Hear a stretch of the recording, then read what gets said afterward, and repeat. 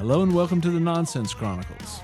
This is Doug Sashry, and as always, I am joined by, and once again to my left, Rob Mendiola. Hey, Rob. It's going, Doug. It's Monday, man. It's a Monday. It doesn't feel like a Monday, but it is. I made it again. I saw only one. Work was pretty light, so it was pretty nice. It's a good day. Yeah. It's a good day then. Yeah, I only saw one case of potential road. Well, it was road rage, but it didn't break out into violence on the way. Hey, if you're on the roads, somebody cuts you off, it's a jerk move, but don't get out of your vehicle. Not in Texas, at least. Not in Texas. Don't do that in Texas. That's not a good idea. I think we have the highest ratio to guns to people. I think so. It's like not smart move. No. Anyhow, what's up, Dave? What do we have today? Today we have JRod McLean and Cary from Dark Remedy. Hey guys. How goes it? Hello. What's going on? I would say they must have left the show already, man. Hey guys, first you're gonna have to tell me how did this all come together? Because where are y'all coming from? Like, where are y'all calling in from? All over. Part of us are in Tampa. JRod's in Mobile. Oh, see, well, I was guessing Florida. A lot of bands are doing that these days. I guess it's just easy to do that now. Yeah. Well, you can't limit yourself. Like in your area, a lot of times you might not find what you really want to be able to accomplish what your goals are. Yeah, good point. That's right. And I was kind of wondering because I hadn't talked to JRod till I saw him at Acadia. Still have his old band shirt on my. Acadia here? Yeah, Acadia here. So I have his old band shirt on my rack, and nice. Sure enough, out of the ashes of that band, he appeared in another band. So tell me all about Dark Remedy, Cary, since this apparently is your brainchild. Yeah. So Stephen Miller and myself founded the band back in 2019. We did our first release in 2020. Both of us were in other bands that toured, etc. And COVID kind of put a halt to everything. I had a tour lined up with my band that got canceled, and Stephen had produced me for years. We'd known each other probably 15 years at this point, and we always talked about like, hey, it would be cool if we could do something together because we just gel so well on writing and producing, and we would co-produce everything. And COVID happened. I'm like, well, damn, there goes my plans. And he's like, me too. I'm like, well, now's our chance. Let's do it. And so we just started writing, making music that, we liked. And, we did no marketing behind it, nothing. We weren't trying to do anything. It was just an outlet for us. It was dark times, and this was our remedy, hence the name. Nice shot. And, we just drop them on Facebook and be like, hey, look, we got a new song. And then in about 2022, we were a progressive metal band. In 2022, we decided, hey, let's make a run for the mainstream active rock scene. So we removed our catalog, rebranded, and re-debuted the band January 2023 with a song called Blood Money. And we've kind of been off to the races. I mean, I haven't taken a break since then. Wow. I think I was just telling JRod, I'm like, I need a damn vacation. We've been going hard for years now. But, we started having some pretty good radio success and all that. And about September of last year, Stephen had just had a newborn child, and, kind of put a lot of things in perspective for him and where his head was at. And, he made a choice to step out, to stay home, as to not hold us back. We're still very good friends, talk all the time. And I'm like, all right, well, we need to get a new frontman. Here we go. And our producer, Jonathan Norris from Kingdom Collapse, I was on the phone with him, and we were running down a list of names. And JRod's name came up. I knew of his previous band, and I'd actually met them in Houston. And I'm like, all right, well, let's get him on the phone and see what's up. Didn't really expect anything. And I think I had talked to about 40 singers at that point, and I wanted to strangle every one of them I talked to. So I didn't have high hopes. And man, JRod, what were we on the phone for about 2 hours that night? Yeah, probably something like that. It was a lengthy conversation, and what's funny, Doug, is him bringing up the night he met me was the night you saw me, the night I played Acadia. I was just we went gonna over to ask Scout that. Bar. We went over to Scout Bar to see Kingdom Collapse, who, like he said, he's good friends with Jonathan, and Jonathan has done a lot of producing for us. So that's how we met initially. But Jonathan did the intros for me with these guys. We got on the phone, and we hit it off right away. It was very obvious that they had the same goals, the same mindset that I have had since I started this, doing this kind of stuff. I'm not trying to be I don't want to be this mid-level. I want a Grammy. You know what I mean? Yeah. And Cary was very driven, and that was like, I was like, man, this dude and the other dude, I was like, they got what I need. I'm not getting that here. And I had left another band months before, and I had made my mind up to just call it quits. And I said, if something doesn't happen in the next 2 weeks, and literally the next day was when I talked to Cary. Wow. And I was like, holy crap, maybe this is what I'm supposed to do. And things, we made an agreement. We came to terms. This is what I want to do. I want to be in this band. Let's do it. And we haven't stopped since then. That's good, man. How's the touring? We haven't got to do many shows. We've just been doing a lot of recording. Trying to get, new stuff with my voice on it. A newer sound type stuff, modernize what I was doing before with my old band. I wanted to bring it, into what was going on now. Cary and them were already doing that. So I was like, this is the perfect fit. We started writing, and from the first song we wrote together, I was like, oh, this is magic. We went and recorded 3, I think it was, the first weekend I recorded. Well, since September, we've recorded, I believe, 7 or 8, something like that. Damn. Yeah, we're 8 songs in, and every one of them just gets better and better, and they just keep moving on up. Good job. Didn't you guys get a bus recently? We did. Yeah, we got a bus. So where we're at right now is we've been a studio band for years. Partly because of the vocalist that we had before. Touring was not in his plans, and again, going back to when we started this thing, we didn't know that people would like it. I mean, it still blows my mind. They like, wow, we have fans. We're just doing what we love here, to be honest with you. So, it's good policy. The first single with JRod, Let Me Go, came out and got Octane, and we're like, all right, well, let's go take the show on the road. So we've got some things booked, and we brought in a booking agent. Actually, today came to terms with the booking agent, and the goal is we're gonna be out there hitting the road pretty heavy.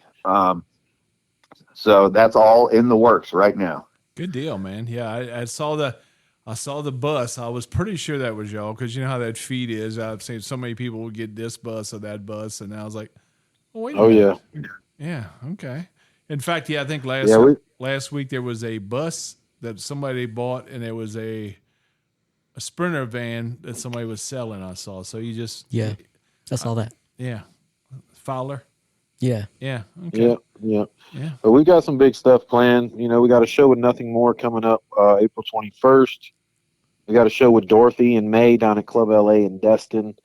We've got some other stuff we're not allowed to talk about yet, which is cool stuff that's happening too. And then, like you said, with us working with a booking agent now, we're looking to fill our calendar up now.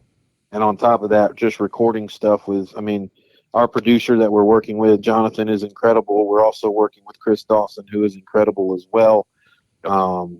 And just the stuff we're working on. Yeah, the stuff Dawson worked on, Mayday and all the new songs that 3 Days Grace is putting out. He was a co-producer on that. So, he's incredible, and Jonathan is just as much. So good deal. Yeah, and Club LA is a good venue, man. It is. We have a place in Orange Beach, and I've slid to Club LA more than a couple times. So yeah. Oh yeah. Where at? Oh no. We're at we have a place at Golf. In Orange Beach called Phoenix West. It used to be called Phoenix West too. Now it's some kind of Oasis or something. They renamed. I have no clue what it is now. Oh yeah. I got you. My little boy lives down there. Yeah, so. Man. I love going down there, man. That's a good home for me. But yeah, Club LA is good, and put some dates together, man. Let's get this show on the road. Yeah, We're excited. working on it. Yep. It's we're in the situation right now where like people in the industry that are in our team know what we've got going on, but the general public has no idea yet. And it's, this year is going to be full of surprises that I think are going to blow a lot of people's mind. I can tell you that it blew my mind, and I'm about the most critical person on planet Earth on this band. Like you said, it is my baby, and I'm a perfectionist, and it takes a lot to really please me. I can tell you the next single that we have coming out, which this is an exclusive for you. It's going to be in May. It absolutely left me speechless, and that has never happened to me with a Dark Remedy song. Not to say that I don't love Dark Remedy. I mean, I wrote a lot of these songs myself, but this is next level. Yeah, so we're very excited. What I heard is very good, man. So yeah, that did sound very professional, man. That sounded damn good. Well, thank you. Well, what is I guess the question I have, Cary, have you had any touring experience? I know JRod did, but I'm just gonna ask, have you toured out much in your career? Yeah, my first pro gig, I was 14. I'm 39 now. Other than a 10-year break in my 20s, I've always been out there in numerous bands. So, I consider myself an old road dog at 39 because I started at 14. That's 5 years. There you go. Yeah, that's quite a bit. Now, do y'all have a like a plan going forward, like a release date on tour information, or are you waiting to? It is all in the works right now. We have given the booking agent our go ahead to proceed with some things. So we're hoping that the only thing is we're a little late in the season, but sometimes it just works out that way. So we're doing everything in our power to make sure that we fill as many dates as possible to come see everybody. Because, especially for me, a lot of these fans I've known for 6 years. They've been around. I pay attention to fans don't understand, I think, sometimes how important they are, that just them liking a post, we see that, and it helps so much. So to finally be able to get out there and meet some of these people that have supported us for 6 years is huge for me. Yeah, it is. Yeah. And with the touring stuff, it's kind of like you have the early tours, and you have the summer, then you have the fall. So yeah, there's plenty of dates still to be had, towards the end of the summer and the end of the year. So that's, in fact, I see bands jumping on some of these festivals already that I'm like, well, I didn't even know that was a festival. They can still jump on right now. But yeah, it's definitely happening.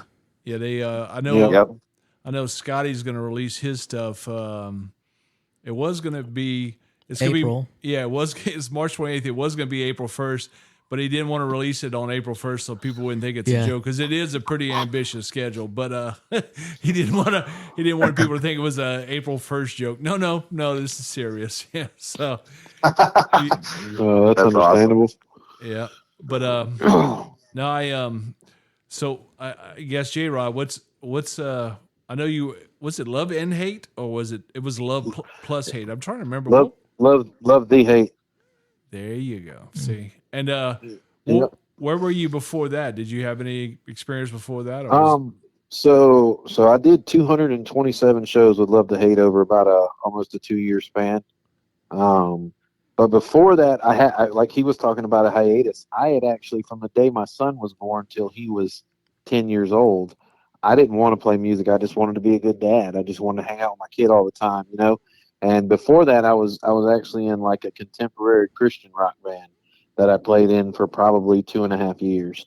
I mean, we didn't play a bunch of shows, maybe about 30, but I grew up, similar to Cary. I grew up, my dad was a musician, and I was on the road with him when I was a little boy. So it's always been a part of my life. But as far as me, most of the shows I've done that I would consider semi-professionally would have been all the shows I did over the last few years. That's what I kind of figured. I said, a lot of people we talk to, there's always either a church or a parent or a grandparent. Somebody played music in that family, and it kind of dwindles down, and somebody eventually is going to pick that up in the next generation and play. That's pretty cool, man. Oh yeah. My dad was a drummer, and he played drums. He did a couple of tours. He did one with Reba McEntire, one with Randy Travis, and a couple with the Forrester sisters. And so I got to see my dad play at the Grand Ole Opry when I was like 2.5, 3 years old. So Wow. that's always been That's pretty been a cool. goal for me since then. And I was like, oh man, to be able to do that, I just want to be able to do it one day and say I did what my dad did. That's pretty solid, man. Yeah. Yeah. Yeah. We there's a band out of I'd say Houston, but that would be incorrect. They're out of Texas called the Ratchet Dolls, and Yeah. Kevin and them. I know who he is. yeah, Yeah. and his drummer that he has now, it's really cool. The drummer, his dad's a drummer, was a drummer back in the day, and yeah, he goes out with them and texts for him and does all kind of stuff like that. So it's kind of cool to see that next generation Yeah. always play. I'm a big fan of that. Yeah, so And he's really good too. yeah, he is a damn He's a good beast. drummer. Yeah, but yeah, so apparently a lot of people know Kevin. So Yeah, a lot of people know Kevin. yeah, okay. Ratchet Doll's been around for a little bit. Yeah. Okay. But no, anything else give us some social media, man. Where can people find y'all at? Man, we're everywhere. Dark Remedy Band. Just Google darkremedyband.com. Don't we have a link tree? Yeah, we have a link tree, but I mean, really, for real, all you got to do is just Google Dark Remedy Band, and it will take you everywhere you need to go. We are most active on Instagram and Facebook, so those are our primaries. And you've got Spotify and Apple Music and all that covered, I'm sure. Oh yeah, and Pandora, all the good ones. You can find us everywhere. always forget about YouTube, we have Pandora. a YouTube channel. Yeah, I We mean, have a- Pandora, a lot of people sleep on it, but I'll tell Yeah. you this. I mean, I don't mind saying, Let Me Go's been out 4 weeks, and we're sitting at 200,000 streams on Pandora. Wow. So Let me tell you, man, it's funny. Pandora does get forgotten, but It does. It was kind of like the step between It was. before Spotify Yeah. and then after what was that got sued? LimeWire and Well, LimeWire. Napster and all Yeah, that. so Yeah. it kind of was the in between. Yeah, so okay. Yeah. That's cool. Yep. They're still around. Yeah. I didn't even realize they were still around. Oh yeah. That's cool. Well, Sirius XM owns Pandora now. Oh, so, okay. and That makes sense. We can't say enough good things about Sirius XM and Octane, Jose Mangan, Yeah. Vincent Rockwell over there, and Pandora. Yeah. The fan growth that we've seen out of Pandora is ridiculous. I mean, we have at least 10 people every day messaging us, say, hey, we heard you on Pandora. Wow. And, it's exciting. It's working. Yeah, it is. Yep, definitely is. Yeah. I wondered how many people these days are. I have never subscribed to Sirius because what was the other one they merged with? XM. XM. Oh, yeah, yeah. XM, And I've never been, because I wasn't a Howard Stern guy. So, Yeah. I had, Right. I listened to The Ticket in Dallas for shit since about 2000. But it was never me. But they have a big following. CJ sent me a. They have They over 30 million subscribers. Yeah, I mean, in the US. they do. Yeah, CJ sent me a picture when Drowning Pool was in. I was supposed to be at Aftershock, so it must have been Aftershock, and he sent me a picture with this guy, and I was like, "Who's that?" And he said, "What do you mean, who the hell is that?" And it was one of the DJs, but I've never listened to. It was probably Jose. Yeah. Jose Yeah. Mangan. Yeah. Yeah. He's pretty huge in the scene. Yeah, so yeah, Jose's the best. Yeah. He's pretty cool too. yeah, I get that. Yeah, just that's never been my thing. Yeah. I but subscribe to Sirius XM and Apple mostly. I don't even have a Spotify account. I know I feel guilty. Well, a lot of people are leaving Spotify now too. Wow. The artists, me and Cary were watching this the other night. All these artists posting about Spotify, and I Wow. was like, well, I Adelita's have Way. Spotify. Yeah, Snoop Dogg, Adelita's Way. They're pulling the catalogs. I guess just a monetary issue. Yeah, listen, I mean, to me, for my friends, like, anybody I've run across, I always buy your music, and then a lot of times I listen on. I got on Spotify because my kids, when they were in high school, and God knows they're like in their 30s now, one in their 20s, but I got I mean, they were all on it. So like, Dad, why don't you just get the family plan? So I got it. And it did help me discover a lot of music, but yeah, I don't like the idea. Look, you know what I do for a living, yeah, and prepare, you know, Proprietary. Ugh. Boy, my tongue is just tied right now. What he said, Yeah, what I said. not being able to, you know, what you create in your image and stuff like that, man, not being able to fully monetize that, or at least a lot better spot than, you know, 0.003 cents or whatever it is. You know, that's Right. Yeah, I think you missed a zero. Yeah, I did. Oh, it's crazy out Yeah. there. I don't mind saying, I've never said this in an interview, but I do think for any fans listening to understand what bands go through nowadays trying to make it, it's important to know. Yeah. In the 6 years I've ran this band, I'm negative Right. 200,000 plus. Right. Negative 200,000 Oh yeah. plus. Yeah. I mean, yeah, I Easy. tell people all the time. They're like, "Man, look at all the plays." I'm like, dude, they don't make a dime unless they get on the road and They sell made merch. $6. Yeah. Yeah. And hey, they'll get checks. Somebody, I think it was Adelita's Way. Me and Cary were looking at. They posted about a song and it had so many streams, like millions of streams, and it was like I think he said it was like $10,000 Yeah. or something, or Oh yeah. No, it wasn't maybe even like that. $1,000 or something. It was a super low number, Oh like yeah. way lower than what you would even expect. Right. Oh no, I've So you Yeah. have to get out there, Well, go I to mean- shows, and buy the merch. yeah, we have friends with some huge streams. Yeah, and- exactly. Yeah, merch and go to the shows is so Yeah. important, you know. And I tell that to people all the time. I think, you know, like when I got back into going see live music in maybe 2010, 2011, I kind of was like, you know, is this going to be, you know, a rough scene? I just want to go listen to music. But no, it was fantastic. And every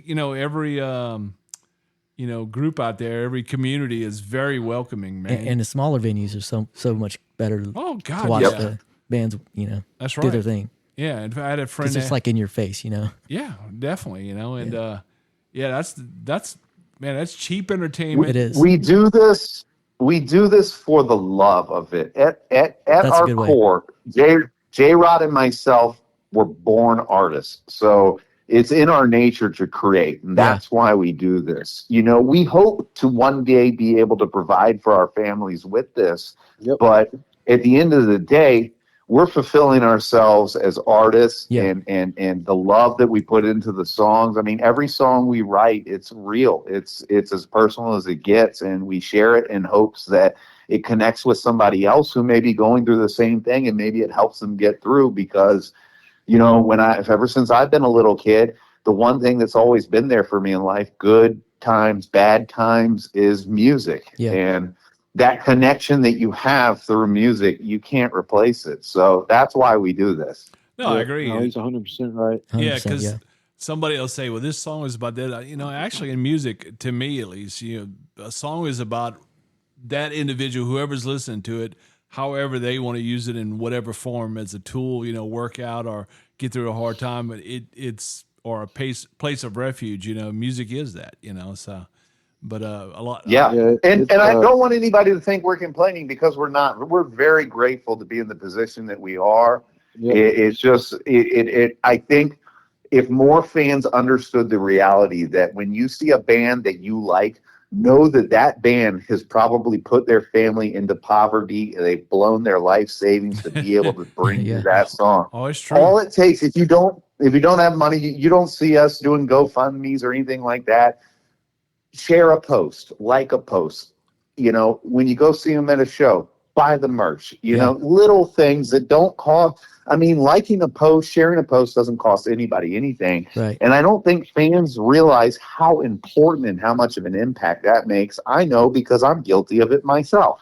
You know? Yep, and it's a big deal. Those likes and posts are big nowadays, because social media is so coveted. As far as, I mean, the streaming numbers of social media, that's how you really make a difference with your music. Trust me, like Cary said, I know. yeah, I'm our working, music is. Go ahead. No, I was saying I'm working with our company with musicians and streaming, and you know, and it's so much about, well, you see this number out there, but you can go, like, we get books at our company, and you can break down exactly how many new users, and you know that it drills all down. the analytics. Yeah, and it is so important. In fact, I I have friends that are. In fact, I have a friend. He's a songwriter in Nashville, but his wife does a lot of social media for different bands. That's her job, and she's a little bit shyer than he is. We've had him on the show, but I want to get his wife on because to talk to different, out there to new bands about how important social media is, man. It is, and how and when you post, all of that is so important, man. Timing. Yeah, it is. And Cary is on it with that stuff. He's 10 times better than me. He's always like, hey, remember. Well, hold this on. is what we have to do. Yeah. I don't know what the hell I'm doing either. I just try to figure it out as I go. Don't be giving me credit for that. Trust me, we're all playing that game We're right all now. trying to figure it out. Even on our the Nonsense Chronicles, we've got a decent following on Facebook, but I mean on Instagram, which I like even better. I more do my personal than I do the podcast stuff, and it'd be great to feed it more on there, and the YouTube channel. Right. But man, it's a job. It's a really job. But yeah, if somebody wants to get out there, getting your social media up is so huge, man. It is. We can't do without you bands posting about how your bus broke down, man. That's some of our favorite stories, man. Ours is already broke down. Please don't say that. God, don't say that. Ours is already broke down. It broke down as we pulled it in the store. I did see that. I was like, God, did he just say that new bus broke down, man? Yeah. They all do. They all have their issues. No, man. But What are the odds of that? Just think about how crazy the situation is. This bus had got remodeled in 2021. It went out on one tour, then it sat, and the guy that owned it would drive it around the block like once every other week. So we're about to do a 9-hour haul on it. That's the most that vehicle has seen in years, and we are shitting our pants that it's not going to make it. Yeah. And it makes it. It makes it all the way there, and then as we pull into the storage unit, bam.